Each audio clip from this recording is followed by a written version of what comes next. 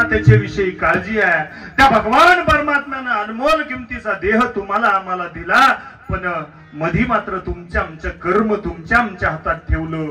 तिथं मात्र इंटरफेअर करायला, तिथं हस्तक्षेप करायला तो भगवान परमात्मा अजिबात येत नाही.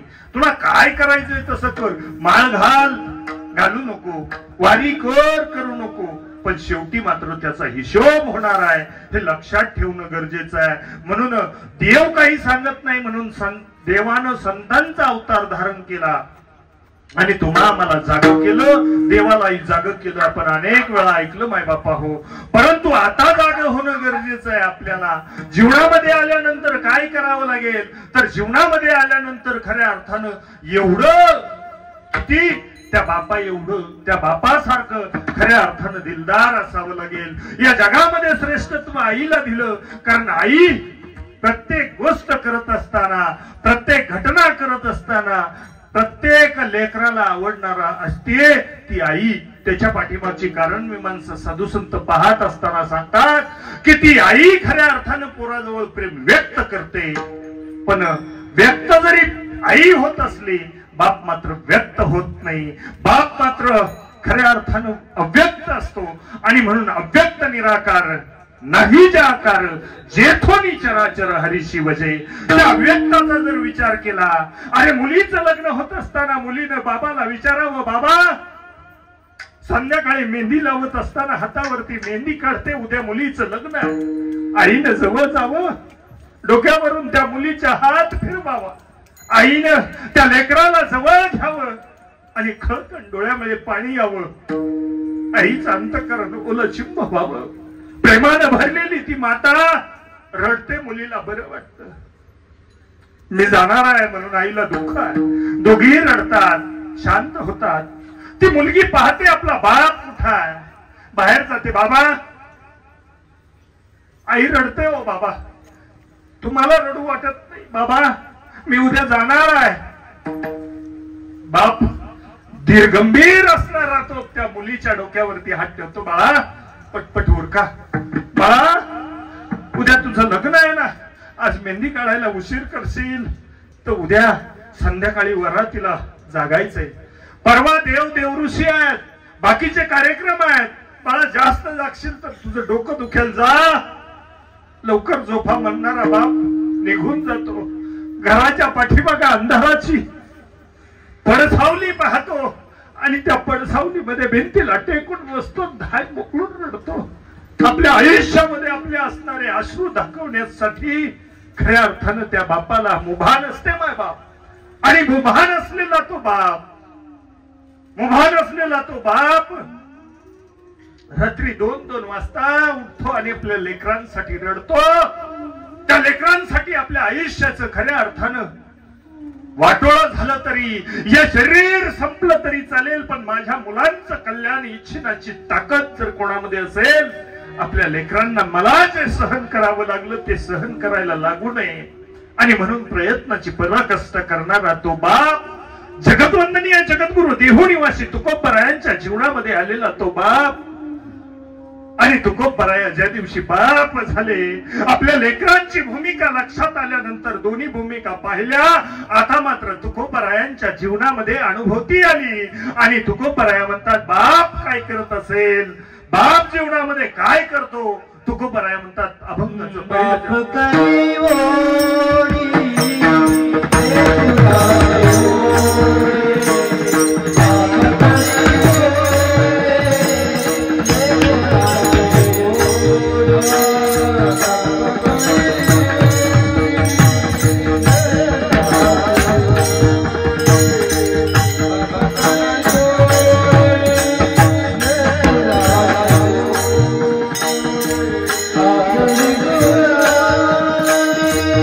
Ah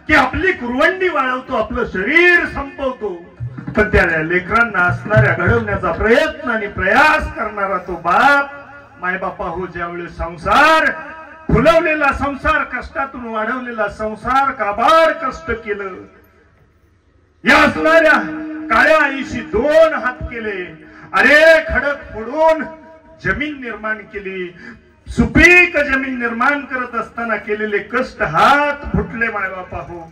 प्रयत्नांची पराकाष्ठा करत असताना त्या जीवानं स्वर्ग बनवलं आणि झालेला स्वर्ग एकाएकी केला मिराशी चांदणी. आपल्या लेकरांच्या हातात देत असताना ज्यावेळेस थकलेला तो बाप त्या ओट्यावरती बसलेला आहे. दिवाळीच्या सणाला मुली आलेल्या आहेत, असणाऱ्या भावजयांनी त्यांना औक्षण केलेलं आहे, भावाची ओवाळणी झालेली आहे. निघालेल्या मुली पाहताना आज बापाला वाटतंय त्या मुलींच्या हातामध्ये काहीतरी द्यावं, पण हातामध्ये काही नसल्यामुळं निरागस चेहऱ्यानं तो बाप त्या मुलींकडे पाहतो.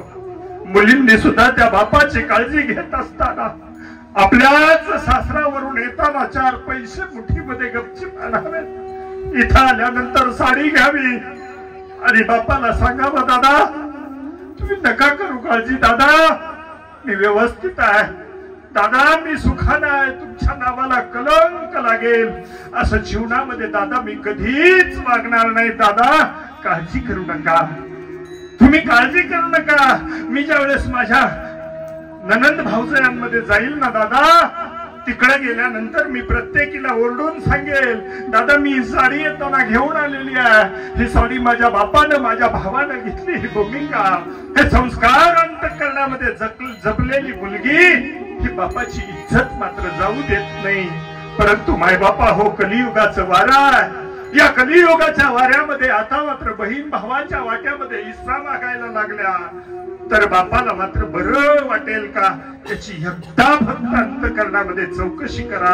माझ्या बापाला माझ्या दादाला काय वाटलं असतं, ही भूमिका लक्षात जर आली तर जीवनामध्ये दुःख येणार नाही. कारण तुमच्या आमच्या जीवनामध्ये केलेले संस्कार मात्र आणि खऱ्या अर्थानं चांगले आहेत. त्या संस्कारांची शिदोरी घेऊन तुम्ही मी चालत असताना मायबापा हो, तुमच्यासारखं असंच एक कुटुंब आहे, त्या कुटुंबामध्ये एकुलता एक असणारा मुलगा आणि मुलगी, त्या मुलीचं आणि मुलाचं शिक्षण व्हावं म्हणून काबाड कष्ट रोजाने मुलानं जाणारा तो बाप त्या मुलाला संध्याकाळी जेवायला एकत्र बसलेले आहेत, 2 भाकरीचे 4 तुकडे केलेले आहेत.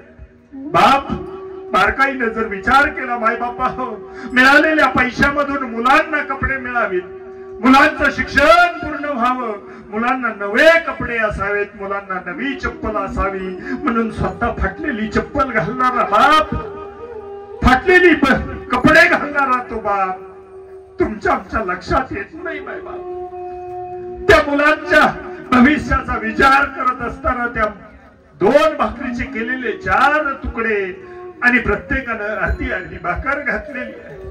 खात असताना सहज चौघांची चर्चा सुरू आहे.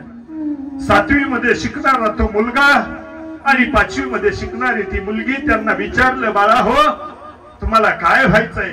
मुलगा म्हणतो, बाबा बाबा मला इंजिनियर व्हायचंय आणि खूप पैसे लागतात, बाबा मला काहीच सांगू नका, मला इंजिनियर व्हायचंय. माझ्या एका मित्राचा भाऊ पुण्यासारख्या ठिकाणी एका चांगल्या कॉलेजला शिक्षण घेतोय. मायबापा हो, त्या बापानं कशाचा विचार केला नाही. मुलीला विचारलं, तुला काय व्हायचंय ताई? मुलगी मात्र बापाच्या पक्षात असलेली, बाबा तुम्हाला जे वाटेल ना तेच होईल बाबा, मी कुठला हट्ट करणार नाही, मला कपडे असो नसो, बाबा मी तुमचा विचार करते. मुलानं सांगितलं इंजिनियर व्हायचंय, काय करावं समजत नाही. सहज 2-4 वर्ष निघून जातात. 12वी होते. 12वीचा निकाल आल्यानंतर पाहतो 89% त्या मुलाला पडलेले आहे.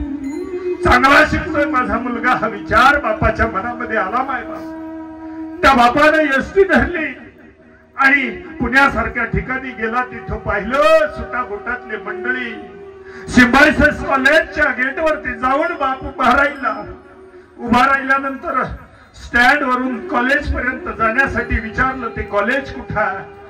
तिथं असणाऱ्या एका व्यक्तीने सांगितलं, इथून 2 किलोमीटर आहे. बापाला सांगितलं रिक्षा पकडा, तिथपर्यंत सोडेल आणि 30 रुपये घेतील. बापाच्या खिशामध्ये 200 रुपये होते. 2 100च्या नोटा खिशामध्ये होत्या. जाताना 100 रुपये खर्च झाले होते. आता खिशामध्ये फक्त 100 रुपये शिल्लक आहे. काय करावं म्हणून त्या बापानं पायी पायी 2 किलोमीटर चालला. त्या गेट वरती गेला. कॉलेजच्या गेट वरती गेल्यानंतर सिक्युरिटी काकाला नमस्कार केला. काका, माझ्या मुलाचं ऍडमिशन होईल का या कॉलेजमध्ये? त्यांनी विचारलं. मार्क लिस्ट पाहिलं बाबा? नक्की होईल. मेरिट लिस्ट मध्ये बसेल आणि जर नाही बसला तर थोडस डोनेशन भरावं लागेल. अरे, मेरिट लिस्ट मध्ये बसायच्या आधी अनेक जणांनी डोनेशन देऊन आपल्या मुलांची, आपल्या पाल्यांची खऱ्या अर्थानं त्या कॉलेजमध्ये आणि नेमणूक केली. मायबापा हो, प्रवेश घेतला. आता मात्र हा फाटलेल्या मळालेल्या कपड्यातला बाप त्या सर्वांसमोर थरथरत्या हातानं त्या शिक्षकाला विनंती करतो, माझ्या मुलाला, माझ्या पाल्याला तुमच्या कॉलेजमध्ये घ्या, त्याला इंजिनिअरिंग करायचंय. त्यांनी सांगितलं कमीत कमी 2 लाख रुपये लागतील. अरे, वाघासारखा असणारा तो बाप, चौकात कोणाची बोलायची ताकद नसलेला तो बाप त्या दिवशी खजील झाला. एका बाजूला 2 लाख रुपये गोळा करायचे म्हटलं तर अवघड आहे. आणि दुसरी गोष्ट, माझ्या मुलाचं भविष्य धोक्यात आहे. माझा मुलगा जर आता त्या इंजिनिअरिंग कॉलेजला गेला नाही तर त्याच्या आयुष्यावरती विपरीत परिणाम होईल. ही भूमिका अंतःकरणामध्ये आली. घरी आला. ते 100 रुपये खर्च झाले. घरी आल्यानंतर बायकोनं विचारलं, का हो, झालं का माझ्या दाद्याचं काम? होईल ना तो इंजिनियर? जाईल ना तो त्या शाळेत? बाप निशब्द असणारा बाप म्हणतो, नक्की होईल. करू काहीतरी आपण. प्रयत्न केला. ज्या ठिकाणी नोकरी करतोय, ज्याच्याकडे काम करतोय ना, त्या काम कंपनीमध्ये गेला. त्या मालकाकडे गेला. सांगितलं, महाराज साहेब, मला कर्ज हवंय 2 लाखाचं. हवे तर आयुष्यभर पगार देऊ नका साहेब मला, पण 2 लाख रुपये त्या माझ्या मुलाची चिंता आहे, काळजी आहे.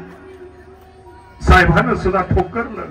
अरे, कोणाला न भिणारा वाघ नावाचा बाप प्रत्येकासमोर, मित्रांसमोर हात जोडायला लागला. माय बापा हो, 2 लाख रुपये कसे बसे जमा केले आणि त्या मुलाचं ऍडमिशन केलं. ऍडमिशन करत असताना 4 वर्ष बापाने, 4 वर्षामध्ये परिस्थिती परत त्या बापावरती एकदा जर ग्रहस्थिती फिरली ना महाराज, तर मग मात्र परिस्थिती भयान येते. त्या बापावरती 2 लाख रुपये तिकडं भरले आणि लागलीच घरामध्ये असणाऱ्या पत्नीला आजारी पडली आणि तिला बीपी शुगरचा त्रास झाल्यामुळं शरीर आणि अधोगतीला जाण्याच्या दिशेने आता मात्र काय करावं समजत नाही. तिथे तब्येत खालावत चाललेली होती. 6 महिने कसं तरी घरामध्ये काढलं आणि नंतर डॉक्टरकडे घेऊन गेल्यानंतर डॉक्टरनी सांगितलं की हिच्या बायपास करावं लागेल, 2 लाख रुपये लागतील. आता मात्र परिस्थिती राहिली नाही. मायबापा होते, लेकरासाठी भरलेले 2 लाख डोळ्यासमोर दिसत होते. ते कर्ज फेडण्याचा अजून शिल्लक आहे तोच. या नियतीनं, या गतीनं आज परिस्थिती बदलली आणि घरामध्ये असणारी धर्मपत्नी आजारी पडली. आता काय करावं समजत नाही, आता काय करावं कळत नाही. महाराज बायकोला विचारलं, आता माझं डोकं चालत नाही. तुझ्या मुलाच्या शिक्षणासाठी वापरलेले पैसे परत मिळणे नाही आणि तुझ्या आजारानं आज मुलांची अधोगती होण्याची शक्यता आहे. आईनं सांगितलं, काळजी करू नका धनी, माझी काळजी करू नका. नाही दवाखाना केला, नाही ऑपरेशन केलं तरी काळजी नाही, पण तुम्ही मात्र मुलांच्या शिक्षणाची जबाबदारी घ्या. हे भूमिका ती आई अंतःकरणपूर्वक त्या बापाला सांगते, तुम्ही माझी काळजी करू नका.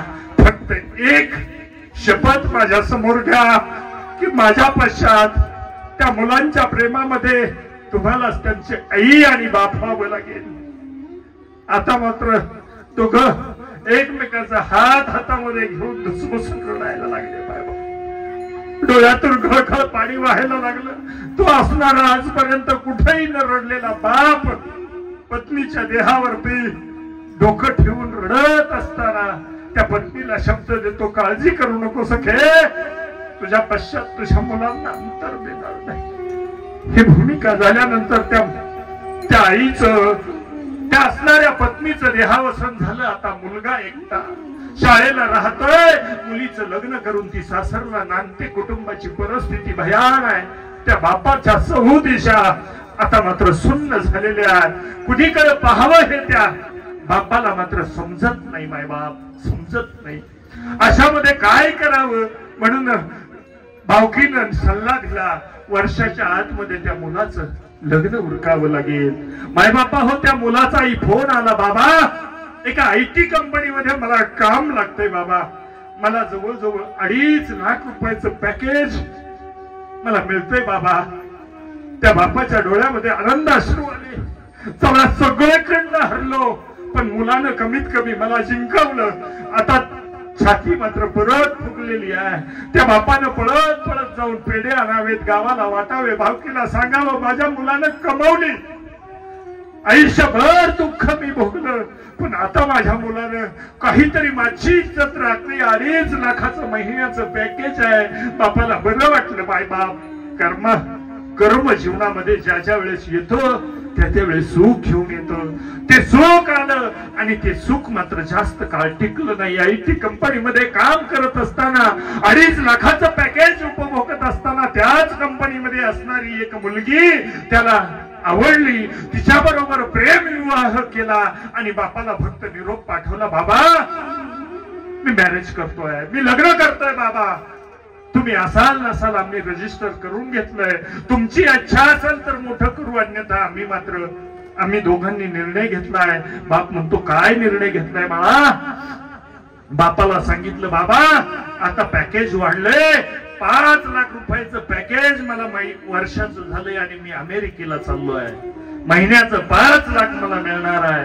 आम्ही दोघंही उभायता आणि खऱ्या अर्थानं अमेरिकेला निघून जातोय. बाबा तुम्हाला काही अडचण तर नाही, काळजी करू नका, तुम्हाला वेळच्या वेळेला पैसा पाठवला जाईल. मायबापा हो, उन्मत्त झालेला तो मुलगा ज्यावेळेस अमेरिकेला जातो, 2-4 महिने त्यांचं कॉन्टॅक्ट होतं. बापानं फोन करावा, फक्त विचारावं, बाळा आईला मी तुझ्या वचन दिलेलं आहे, बाळा तू सुखी तर आहेस ना, बरा आहेस ना? बाबा हो मी बरा आहे. 2-3 महिने फोन चालत राहिला. 4-5व्या महिन्यामध्ये सुनबाईच्या हातामध्ये फोन गेला. सुनबाईनं सांगितलं, मामनजी डोंट डिस्टर्ब मी, आमच्या कुटुंबाला सोन्यासारखा चालू असणारा संसार आहे, त्याला डिस्टर्ब करू नका मामा, तुम्ही मामनजी फोन करू नका, बाबा तुम्ही फोन करू नका. बापाच्या अंतःकरणाला दुःख झालं आणि ज्याच्यासाठी जगलं त्याला वाढवलं घडवलं, प्रयत्नांच्या पराकाष्ठा केल्या. आज मात्र सुनबाईनं सांगितलं, बा तुम्ही फोन करत जाऊ नका. अंतःकरणामध्ये दुःखाचं ओझं घेऊन बापानं मंदिरासमोर जावं, त्या पांडुरंगाला हात जोडावा, भगवंता हेच दिवस दाखवायचे होते का भगवंता? अंतःकरणापासून झालेलं दुःख लपवतोय. 1-2 वर्षाचा काळ गावामध्ये कुठंतरी झोळी करावी, कोणाच्या तरी दारात जाऊन उभं राहावं, कुणी दिलं तर खावं, नाही तर उपाशी लोटाभर पाणी प्यावं आणि झोपावं. ही बापावरती आलेली परिस्थिती. आता मात्र खजील झालेला बाप. कधी कधी वाटायचं की आता जगण्यामध्ये अर्थ नाही, आत्महत्या करावी, पण परत असं वाटायचं की दिलेला पत्नीचा शब्द आहे, शब्द दिलेला आहे, वचन गेलेलं आहे की शेवटच्या श्वासापर्यंत त्या लेकराची काळजी करेल. पुढे तर त्या भविष्यामध्ये त्याच्या जीवनामध्ये अडचण तर येणार नाही असा विचार करत असताना 2 वर्षामध्ये नको घडायला ते घडलं. मायबाप 2 वर्षानंतर त्या असणाऱ्या मुलाचा हृदय विकाराचा झटका आला. अमेरिकेमध्ये चांगल्या डॉक्टरांना दाखवलं, पण विलाज होत नाही. काय करावं? भगवंताची कृपा. आता मात्र बरं होत नाही, काय करावं? आता सगळे अमेरिकेमध्ये कमवलेले पैसे मायबापावर संपले. धनाच्या पाठीमागे लागलेल्या जीवांनी लक्षात घ्या, अरे कितीही पैसा असेल, हो पाऊस पडतो ना मायबाप, परंतु पाणी मात्र राहत नाही, तसा पैसा राहत नाही, टिकत नाही. अनंत 5 लाखाचं महिन्याचं असणारं पॅकेज आणि जमलेले पैसे अमेरिकेमध्ये संपले. आता मात्र त्याला सांगितलं गेलं, तुला भारतामध्ये जावं लागेल. कंपनीने नोकरीवरून काढून टाकलेला तो मुलगा आता परत व्हिसा भारतामध्ये घेतला. व्हिसा माघारी घेऊन भारतामध्ये तिकीट काढलं. भारतामध्ये आल्यानंतर पुण्याच्या एका उत्कृष्ट हॉस्पिटलमध्ये त्याला भरती केलं गेलं. तिथं भरती केल्यानंतर काय करावं हा प्रसंग त्या डॉक्टरांनी सांगितलं, सक्सेस होईल, फक्त 5 लाखाचं ऑपरेशन करावं लागेल, हा मुलगा टिकेल जगेल म्हणल्यानंतर प्रिय असणारी बायको आता मात्र बाजूला झाली. मायबाप कितीही जवळची असली, धनधारा पुत्र जनबंधू सोय रे पिशून, सर्व मिथ्या जाणून शरण निघा देवासी असं सांगितलं साधू संतांनी. आमचं लक्ष मात्र नाही.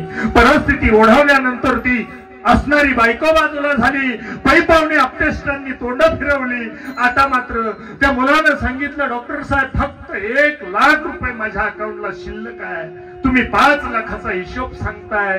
अरे मित्रमंडळींना फोन केला, कोणी पैसे द्यायला नाकारलं. कसं बसे जमा पाहुण्यांनी केलेले 2 लाख झाले, 3 लाख झाले, अजूनही ऑपरेशनला 2 लाख रुपये कमी पडतात. आता मात्र तो मुलगा शुद्ध हरपायला लागला. बेशुद्ध अवस्थेमध्ये डिप्रेशन मध्ये असणारा तो मुलाला वाटलं आता ऑपरेशन होऊ शकत नाही. रात्रीच्या राऊंडला आलेले डॉक्टर त्याला सांगतात, उद्या तुझ्या ऑपरेशनची तयारी होणार आहे. त्या मुलाला अचंबा वाटला. माझ्या मायभूमीमध्ये आल्यानंतर 2 लाखाची कमी आहे. ज्या पैशाच्या जोरावरती मी उड्या मारत होतो, आज मी खजील झालोय. आज माझ्याकडे पैसा नाही, कुणी दिले असावेत याचा विचार करत असताना डॉक्टरांना विचारतो, कोण आहे ज्याने मला 2 लाख रुपये दिले. डॉक्टर म्हणला, ऑपरेशन होऊ दे. आता मला सांगता येणार नाही, माझी आणि त्या माणसाची ओळख नाही. ऑपरेशन झाल्यानंतर शुद्धीवरती आल्यानंतर विचारतोय, मला ज्या देव माणसानं 2 लाख रुपये दिले मायबाप, तो कोण आहे?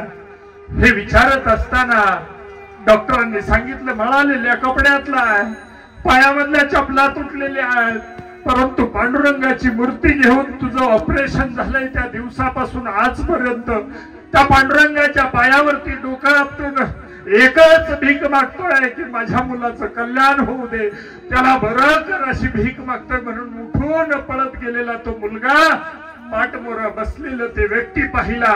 आता मात्र समोर जाण्याची ताकद होत नाही, परंतु समोर जाऊन गळ्यामध्ये पडून धाय मोकलून रडतो. कारण तो दुसरा तिसरा कुणी नाही, मळालेल्या कपड्यातला बाप, आयुष्यभर कष्ट करून जमवलेला पैसा. कारण तो आयुष्यभर बाप काय करत असतो, तो आयुष्यभर काबाडी म्हणून कष्ट करत असतो. महाराज, काबाड कष्ट करणारा तो बाप आपल्या शरीराचे तुकडे तुकडे झाले तरी चालेल, पण त्या लेकराच्या हिताचा विचार करणारा तो बाप आणि खऱ्या अर्थानं काय करतो हे जर पाहिलं तर तुकोबाराया सांगतात अभंगाच्या 2ऱ्या चरणामध्ये,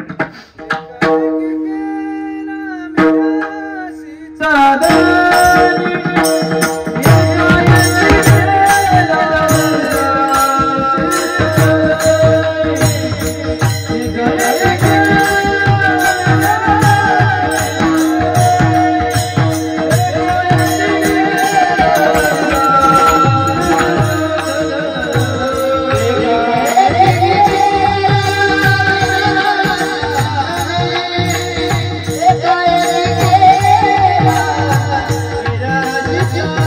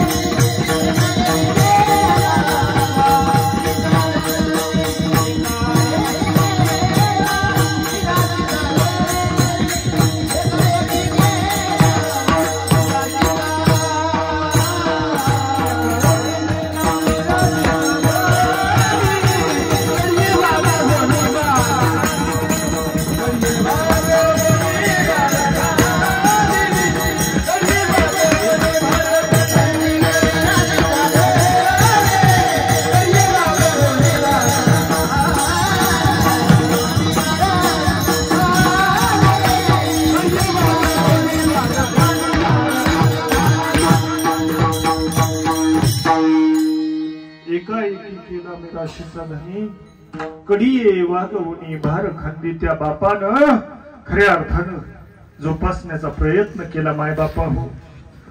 हे 26/11/2023 हा दिवस खऱ्या अर्थानं या कुटुंबाच्या दृष्टीनं काळा होता. एक काळ खऱ्या अर्थानं या बापाला घेऊन गेला आणि हीच तारीख आहे मायबापा हो 26/11/1998 रोजी माझा सुद्धा बाप गेला. त्या बापाची जाणीव ती उणीव मात्र या जगामध्ये कुणी भरून काढू शकत नाही. कारण त्यानंतर जर बाप कुणी होत असेल, मायबाप संत होतात किंवा भगवंत होतो मायबाप. आपण फक्त नम्र व्हावं लागेल, दीन व्हावं लागेल आणि दीन झाल्यानंतर ते आणि भगवान परमात्म्याला जर मायबाप बनवलं तर मग तो मात्र आपल्याला सहजतेनं या जीवनाची नौका पार करण्याचं सामर्थ्य तुमच्या आमच्यामध्ये देतो. म्हणून या कुटुंबाला सुद्धा विनंती आहे की बाप कोणाला म्हणा, तुम्ही दीन व्हा, दुबळे व्हा, परंतु त्या भगवान परमात्म्याला बाप म्हणण्याची ताकद ठेवा. ज्या दिवशी त्या भगवान परमात्म्याला तुम्ही आम्ही बाप म्हणू, तो तुमचं आमचं खऱ्या अर्थानं जीवन सुजलम सुफलम करण्याचा प्रयत्न करेल. आणि तसं जर वाटत असेल, निसंशय पद्धतीनं जर त्या भगवंताला बाप म्हणायचं असेल तर त्याची